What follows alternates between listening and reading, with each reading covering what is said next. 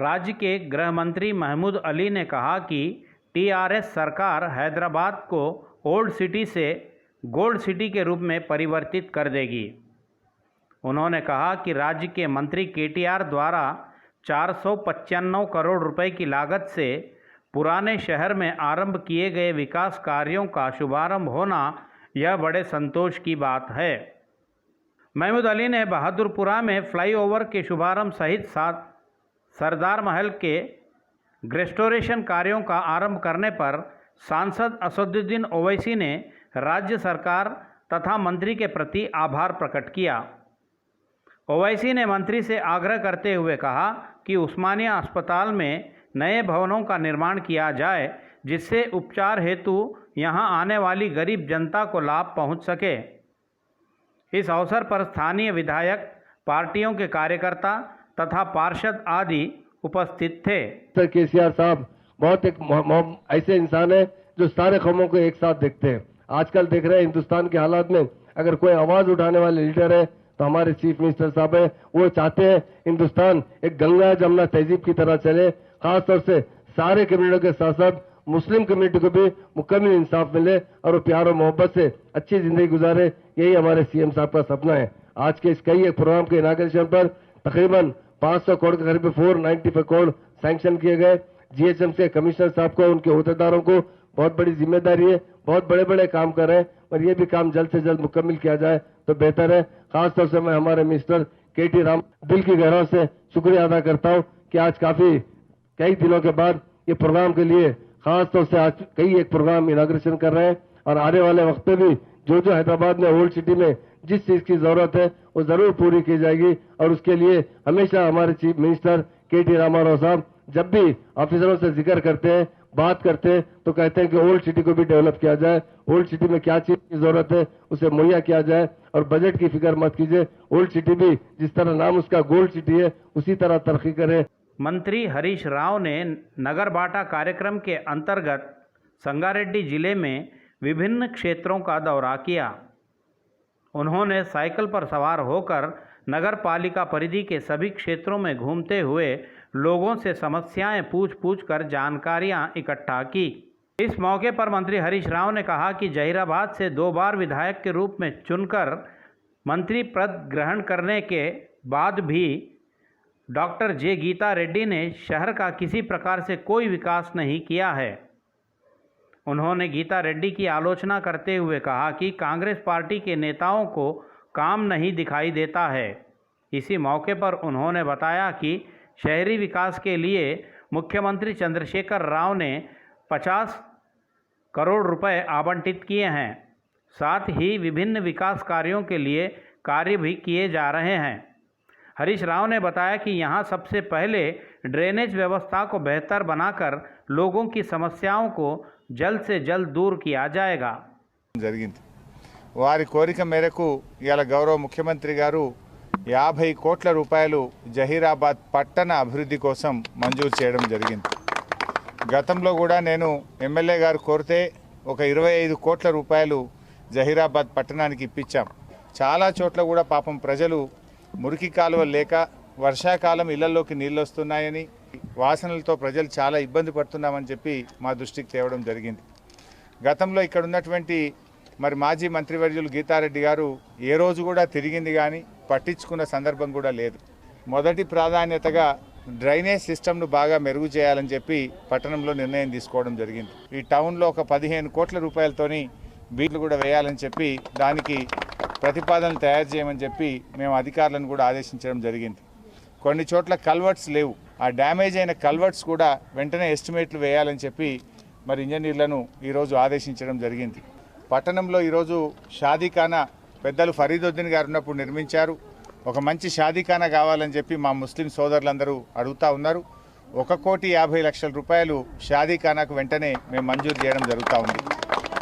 అదేవిధంగా పట్టణంలో ముదిరాజ్ భవనానికి, యాదవ భవనానికి, మా అంబేద్కర్ భవనానికి కూడా ఒక్కొక్క దానికి 1 కోటి రూపాయల చొప్పున నిధులు మంజూరు చేస్తూ ఉన్నాం। तेलंगाना की राज्यपाल तमिलिसई सौंदरराजन ने सनसनीखेज टिप्पणियां की। उन्होंने कहा कि मैं कोई रबर स्टैंप राज्यपाल नहीं हूं। उनके द्वारा की गई टिप्पणियों से यहाँ काफ़ी हलचल मची हुई है। इस समय दिल्ली के दौरे पर चल रही राज्यपाल तमिलिसई वहाँ पर राज्य की केसीआर सरकार के व्यवहार शैली पर एकदम भड़क उठी। राज्यपाल तमिलिसई ने कहा कि मुख्यमंत्री के चंद्रशेखर राव के साथ मिलकर काम करना मेरे लिए एक बड़ी चुनौती बन गई है। उन्होंने कहा कि मुख्यमंत्री कहे हैं कहकर फाइल आने पर मैं उस पर हस्ताक्षर करने वाली कोई रबड़ की मोहर वाली राज्यपाल नहीं हूँ। उन्होंने कहा कि राजनीति में विपक्ष के लोग आलोचना करते हैं, अब गवर्नर के रूप में मैं हूँ, मुझ पर भी आलोचना की जा रही है। उन्होंने बताया कि मुझे दूसरे राज्यों में स्थानांतरित किया जा रहा है, इस बात में कोई सच्चाई नहीं है। जब भी मैं दिल्ली जाती हूँ मुझ पर निराधार एवं झूठे प्रचार किए जाते हैं। तमिलिसई ने यह भी बताया कि मुख्यमंत्री राज्यपाल के साथ मिलकर काम न करें तो कैसा रहता है, यह तेलंगाना राज्य को देखने से ही पता चलता है। पिछड़ी जाति कल्याण संघ के अध्यक्ष आर कृष्णैया ने मांग की कि प्राइवेट विश्वविद्यालयों में भी बीसी, एससी, एसटी आरक्षण को अमल किया जाए। आज हैदराबाद के विजयनगर में बीसी विद्यार्थियों के राज्य स्तरीय बैठक को उन्होंने संबोधित किया। कृष्णैया ने राज्य सरकार से आग्रह करते हुए कहा कि engineering, medicine, PG, degree, inter पाठ्यक्रमों की पढ़ाई करने वाले विद्यार्थियों की पूरी फीस स्वीकृत की जाए। उन्होंने कहा कि कमज़ोर वर्गों पर जाति बहिष्करण के हमले हो रहे हैं, उसे रोकना चाहिए, अन्यथा उसके जवाबी हमले भी करने के लिए लोग तैयार हैं, कहकर उन्होंने सरकार को चेतावनी दी। साथ ही कृष्णैया ने दिन प्रतिदिन बढ़ते जा रहे दामों के अनुरूप छात्रवृत्तियों तथा मेस चार्जेस बढ़ाने की भी मांग की। राज्य भर में स्थित बीसी गुरुकुलों के लिए निजी भवनों को निर्मित करने की मांग करते हुए उन्होंने कहा कि यदि गुरुकुलों का निर्माण नहीं किया गया तो राज्य के सभी कलेक्टर कार्यालयों को बीसी विद्यार्थियों के छात्रावासों के रूप में परिवर्तित करने का हम प्रयास करेंगे। इस बात की उन्होंने चेतावनी दी सरकार को। మరి ఇదెందుకు ఇట్లా అని చెప్పి నేను ప్రశ్నిస్తున్నా అంటే ఎస్సీ ఎస్టీ బీసీలు అంటే మీకు ఇంత చిన్న చూపా అని నేను అడుగుతున్నా। అందుకే వెంటనే ప్రభుత్వం రెండవది మీరు బిల్డింగ్లు కడితే కేంద్ర ప్రభుత్వం 70% గ్రాంట్ ఇస్తుంది ఫ్రీగా, మీరు స్థలాలు ఇస్తే చాలు గ్రాంట్ ఇస్తామని ప్రధానమంత్రి మాతోటే చెప్పారు। కాబట్టి వెంటనే బీసీ గురుకుల పాఠశాలలకు, బీసీ కాలేజ్ హాస్టళ్లకు సొంత భవనాలు నిర్మించాలి, లేకపోతే ప్రభుత్వ ఆఫీసులలో కలెక్టరేట్లకు ఎంఆర్ఓ ఆఫీసులకు పోయి ఆక్యుపై చేసుకోవాలి, అన్నుంటామని చెప్పి కూడా నేను ప్రభుత్వాన్ని హెచ్చరిస్తున్నా। హాస్పిటల్ నిన్న మొన్న మంజూరైన ఏడాది కింద 2 ఏళ్ల కింద మంజూరైన ప్రభుత్వ ఆఫీసులకు సొంత బిల్డింగ్లు కడతారు, కానీ మా హాస్టళ్లకు మా గురుకుల పాఠశాలలకు బిల్డింగ్లు కట్టడానికి మీకున్న అవరోధాలు ఏమిటి అని చెప్పి నేను ప్రశ్నిస్తున్నా। ఇప్పటికైనా ప్రభుత్వం వెంటనే దిగొచ్చి గురుకుల పాఠశాలలకు, కాలేజ్ హాస్టళ్లకు సొంత భవనాలు నిర్మించకపోతే ప్రభుత్వ కార్యాలయాల లోపలనే మా పిల్లలందరూ ఖాళీ చేసి మీరు 2 బిల్డింగ్లకు వండి మా హాస్టళ్లకేమో గవర్నమెంట్ ఆఫీసులు పంపాలి, గవర్నమెంట్ ఆఫీసులకేమో మా పిల్లలు పోతారు, ఫస్ట్ కలెక్టర్ ఆఫీసులను టార్గెట్ చేస్తాం మేము। Fooding and mink pub drugs मामले में नए नए कोण प्रकाश में आते जा रहे हैं। अब यह बात प्रकाश में आई है कि सबको इंटरनेशनल ड्रग्स पेडलर टोनी के एजेंटों ने ड्रग्स पहुंचाया है, जिसके प्रमाण मिले हैं। टोनी के एजेंटों ने, जिसमें बाबू शेख, नूर मोहम्मद, पब को ड्रग्स की सप्लाई कर रहे हैं, ऐसा पुलिस को शक है। अंतर्राष्ट्रीय ड्रग्स तस्कर टोनी देश भर में अपने एजेंटों की मदद से नशीले पदार्थों का कारोबार चलाता था। इस बात की पुलिस ने पुष्टि कर ली है। गत 3 माह पूर्व टोनी सहित 22 आरोपियों को पुलिस ने गिरफ्तार किया था। पब संचालकों में एक अभिषेक के विदेशी दौरों पर भी पुलिस जांच कर रही है। अभिषेक ने बताया कि क्रिकेट तथा फुटबॉल मैचों के लिए मैं विदेशों को गया था, कहकर उन्होंने जानकारी दी। ज्ञातव्य है कि पुलिस ने अनिल उप्पला तथा अभिषेक की 4 दिनों तक पूछताछ की थी। इस दौरान पुलिस ने उनके कॉल डेटा, बैंक संबंधी लेन देन से संबंधी पूछताछ आदि की है। आरोपियों को न्यायालय ने 14 दिन की न्यायिक हिरासत में भेजते हुए उन्हें रिमांड पर भेज दिया। आज नामपल्ली स्थित न्यायालय में आरोपियों के बेल याचिका पर सुनवाई की प्रक्रिया आरंभ हुई। आग दुर्घटनाएं होने पर उठाए जाने वाले कदमों तथा बरते जाने वाले सतर्कताओं पर जनता के लिए जागृति कार्यक्रम का आयोजन किया गया। यह कार्यक्रम दमकल विभाग के अधिकारियों ने आयोजित किया। कुकटपल्ली में 3000 लोगों के साथ एक मॉक ड्रिल कार्यक्रम आयोजित किया गया। इस समय राज्य भर में अग्निशमन सप्ताह उत्सवों का आयोजन किया जा रहा है। इसी के अंतर्गत कुकटपल्ली मंजीरा कारपेट में काम करने वाले 3000 कर्मियों के साथ मॉक ड्रिल कार्यक्रम आयोजित किया गया, जिसमें आग दुर्घटना होने पर बरती जाने वाली सतर्कताओं से संबंधी कर्मियों तथा आम जनता को अवगत कराते हुए विस्तृत जानकारियां दी गई और उससे संबंधी ब्यौरा प्रस्तुत किया गया। 14 अप्रैल से 20 तक राज्य के अनेक क्षेत्रों में विभिन्न प्रकार के मॉक ड्रिल प्रशिक्षण कार्यक्रम अवेयरनेस प्रोग्राम आयोजित करने की अग्निशमन अधिकारी सुधाकर राव ने जानकारी दी। వీక్ సందర్భంగా వారోత్సవాల సందర్భంగా ఏప్రిల్ 14 నుంచి 20 తారీఖు వరకు మనం అనేకమైనటువంటి ప్రాంతాలలో రకరకాలైనటువంటి mock drills, evacuation drills, training programmes, awareness programmes నిర్వహించడం జరుగుతుంది. దాంట్లో భాగంగా నిన్న మనం ఒక వెహికల్స్ ర్యాలీ కూడా చేపట్టడం జరిగింది. దాదాపు పటాన్చెరు నుంచి సికింద్రాబాద్ వరకు వయా ఎల్బీ నగర్. అదేవిధంగా నిన్న ఈవినింగ్ ఒక వర్క్షాప్ కూడా నిర్వహించడం జరిగింది ఐటీసీ కాకతీయలో. ఇవాళ మనం మంజీరా మాల్లో వీరికి ఎవాక్యుయేషన్ కమ్ మాక్ డ్రిల్ నిర్వహించడం జరిగింది. దీంట్లో ఉన్నటువంటి దాదాపుగా 3300 మంది ఎంప్లాయీస్ దాదాపు అందరూ కూడా ఎవాక్యుయేట్ అవ్వడం సేఫ్గా, దాంట్లో ఫైర్ అలారం మోగించడం, దాని తర్వాత ఎలా సేఫ్గా రావడం, వచ్చిన తర్వాత వారందరికీ కూడా ఫైర్ పట్ల అవగాహన కల్పించడం జరిగింది. దాంతోపాటు మాక్ డ్రిల్ కూడా మా టీం నిర్వహించడం జరిగింది. ఇందులో భాగంగా ప్రజలందరూ కూడా ఎనీ ఎమర్జెన్సీ వచ్చినప్పుడు, ఫైర్ ఎమర్జెన్సీ వచ్చినప్పుడు 101కి కాల్ చేయవలసిందిగా, ఈ నంబర్ని బాగా గుర్తుంచుకోవాల్సిందిగా కోరడం అవుతుంది. Thank you. यादाद्री श्री लक्ष्मी नरसिम्हा स्वामी मंदिर क्षेत्र में गत 50 वर्षों से ऑटो रिक्शा चलाते हुए अपने परिवारों का भरण पोषण कर रहे ऑटो रिक्शा चालकों को पर्वत पर अनुमति न दिए जाने से वे गत 22 दिनों से अनशन पर बैठे हैं। अपना रोजगार गंवाए ऑटो चालकों के साथ खड़े हुए हैं आलेर विधानसभा निर्वाचन क्षेत्र के कांग्रेस प्रभारी बीरलू ऐलैया। उनके द्वारा स्थापित बिरला फाउंडेशन द्वारा इन ऑटो चालक कर्मचारियों के परिवारों को हर संभव मदद पहुंचाई जा रही है। आज ऑटो चालकों के परिवारों को 25-25 किलो चावल प्रदान किया गया। उन्होंने इस कार्य के द्वारा अपनी उदारता का परिचय दिया है। इसके पूर्व भी कर्मचारियों के प्रति अपना सहयोग प्रदर्शित करते हुए ऐलैया ने उन सबके परिवारों का सहयोग किया था। आज उन्होंने कहा कि वह इन ऑटो चालकों के साथ हर संभव सहायता करने के लिए तैयार खड़े हैं। ప్రభుత్వంలో కీలక పదవిలో ఉండి ప్రభుత్వ విప్పుగా ఉన్నటువంటి గొంగిని సునీతా మహేందర్ రెడ్డి గారు మరి ఎందుకు చేయని ముడుచుకొని ఇంట్లో కూర్చుంటారో అర్థం చేసుకోవాలి. మరి మా ఓట్లతోటగా నువ్వు ఎమ్మెల్యే అయింది, మా ఓట్లతోటగా నువ్వు విప్ అయింది, మరి ఎందుకు ఇలా నోరు మెదపట్లేదు, నోరు కదపట్లేదు, ఎక్కడో ఇంట్లో ఉండి మాట్లాడు కాదు, ప్రజల పక్షాన్ని నిలబడి కొట్లాడాల్సిన అవసరం ఉంది, నా కార్మికుల పట్ల మాట్లాడాల్సిన అవసరం ఉంది. ఇలా ప్రభుత్వంలో నువ్వు ఒక బాధ్యత ఉన్నావు.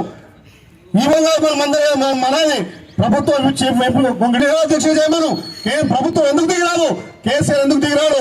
కేసీఆర్ అభివృద్ధి కోసం స్థానికంగా మనం భూమి కోల్పోయినాం, షాపులు కోల్పోయినాం, దుకాణాలు కోల్పోయినాం. ఆర్టీసీ పరంగా కూడా ఆర్టీసీ వాళ్లకు 50 రోజులు నిరాదీక్ష చేసిన కేసీఆర్ మొండి చేయ చూపిండు. మనం ఉద్యమం చేస్తే తప్ప కేసీఆర్ కు సురుకుద తప్ప ఇక్కడ ఎమ్మెల్యే గారు రాజీనామా చేస్తే తప్ప కేసీఆర్ దిగిరాడు.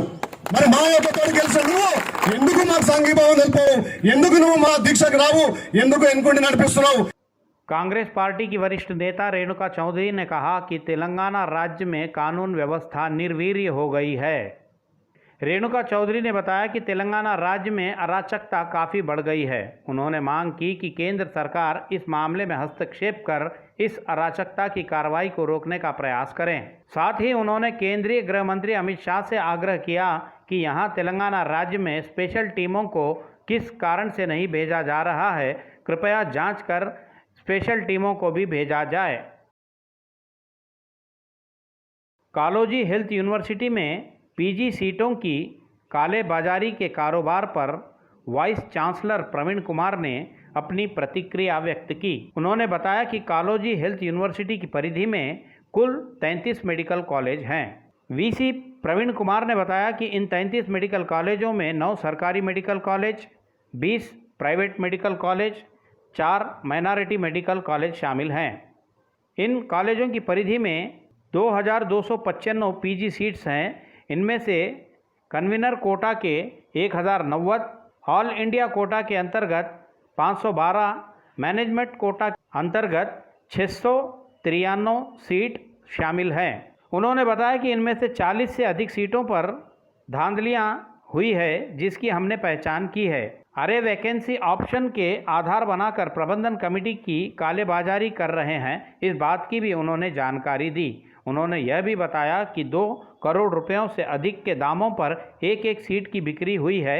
वहीं दूसरी ओर पीजी सीटों की कालेबाजारी पर वरंगल पुलिस कमिश्नर से कालोजी नारायण राव हेल्थ यूनिवर्सिटी के रजिस्ट्रार प्रवीण कुमार ने शिकायत दर्ज कराई है, जिससे पुलिस इन सीटों की कालेबाजारी से संबंधित लोगों के गले से हड्डी खींच रही है। आंध्र प्रदेश के मंत्री के रूप में पदभार ग्रहण करने के पश्चात रोजा ने तिरुमला तिरुपति देवस्थानम में भगवान बालाजी के दर्शन कर अपनी मनौतियां समर्पित की। उन्होंने भगवान की सेवा के साथ साथ मुझे जनता की सेवा का अवसर भी मिला है कहकर अपने सौभाग्य का बताया। भगवान बालाजी के दर्शन उपरांत रोजा ने कहा कि जब तक मेरे प्राण हैं तब तक मैं मुख्यमंत्री जगन मोहन रेड्डी के साथ ही चलूंगी। आंध्र प्रदेश में टूरिज्म तथा संस्कृति विभाग को पूर्ण स्तर पर विकसित करने का उन्होंने आश्वासन दिया। उन्होंने कहा कि भैरव दीपम फिल्म आकर आज 28 वर्ष पूर्ण हुए हैं, कहने पर भी मुझे विश्वास नहीं हो रहा है। रोजा ने बताया कि बालकृष्णा के साथ मैंने 7 से अधिक फिल्मों में अभिनय किया है। ఆశీస్సులతో నగిరి ప్రజల ప్రేమాభిమానాలతో మరి తిరుపతి జిల్లాకి మంత్రిగా నన్ను ఎన్నిక చేయడం అనేది నా పూర్వజన్మ సుకృతం అనుకుంటున్నాను. అలాంటిది భగవంతుడి సేవ చేసుకుంటూ ప్రజలకు కూడా సర్వీస్ చేసే ఒక మంచి అవకాశాన్ని జగనన్న ఈరోజు నాకు ఇవ్వటం అనేది నేను జీవితంలో మర్చిపోలేను. ప్రజల కోసం ముఖ్యంగా ఎస్సీ ఎస్టీ బీసీ మైనారిటీ మహిళల కోసం చేస్తున్న అన్ని సంక్షేమ కార్యక్రమాలని ప్రజల్లోకి తీసుకువెళ్ళటమే కాకుండా నాకు కేటాయించిన శాఖలో రాష్ట్రంలో ఉన్న టూరిజాన్ని అభివృద్ధి చేయడమే కాకుండా మన కల్చర్ని అభివృద్ధి చేయడమే కాకుండా క్రీడల్ని కూడా గ్రామీణ స్థాయి నుంచి క్రీడలంతా కూడా అభివృద్ధి వైపుకు నడిపిస్తాం. आंध्र प्रदेश के पुलिस महानिदेशक राजेंद्र नाथ रेड्डी राज्य की नवनियुक्त गृह मंत्री तानेटी वनिता से आज ससम्मान मिले। इस मौके पर राजेंद्र नाथ रेड्डी ने गृह मंत्री की जिम्मेदारियां संभालने के लिए वनिता को अपनी हार्दिक शुभकामनाएं दी। आंध्र प्रदेश सचिवालय के ब्लॉक 2 में गृह मंत्री के साथ पुलिस अधिकारियों की बैठक संपन्न हुई। पुलिस विभाग से संबंधी विविध अंशों पर उच्च अधिकारियों के साथ गृह मंत्री वनिता ने चर्चा की। इस बैठक में अतिरिक्त DG Ravishankar, IG planning Nagendra Babu, law and order DIG Rajshekhar Babu, Eluru range के DIG Pal Raju, IG training Venkatrami Reddy, Guntur के एसपी आरिफ अहमद तथा अन्य पुलिस अधिकारी उपस्थित थे। तेलंगाना राज्य के कई जिलों में आगामी 2 दिनों तक गरज एवं बिजली की चमक के साथ मध्यम से लेकर औसतन बारिशें होने की संभावनाएं हैं। आज हैदराबाद मौसम विभाग के अधिकारियों ने यह जानकारी दी। हैदराबाद मौसम विभाग के संचालक ने एक सूचना में बताया कि इन 2 दिनों में प्रति घंटे 30 से 40 किलोमीटर की रफ्तार वाली तेज़ हवाएं चलेंगी और इन हवाओं के साथ बरसात भी होगी। उन्होंने बताया कि ऊपरी तल आवर्तन राज्य से रायलसीमा के ऊपर से होते हुए दक्षिणी तमिलनाडु तक समुद्री सतह से 0.9 किलोमीटर की ऊंचाई तक यह प्रभाव जारी रहने की संभावनाएं है।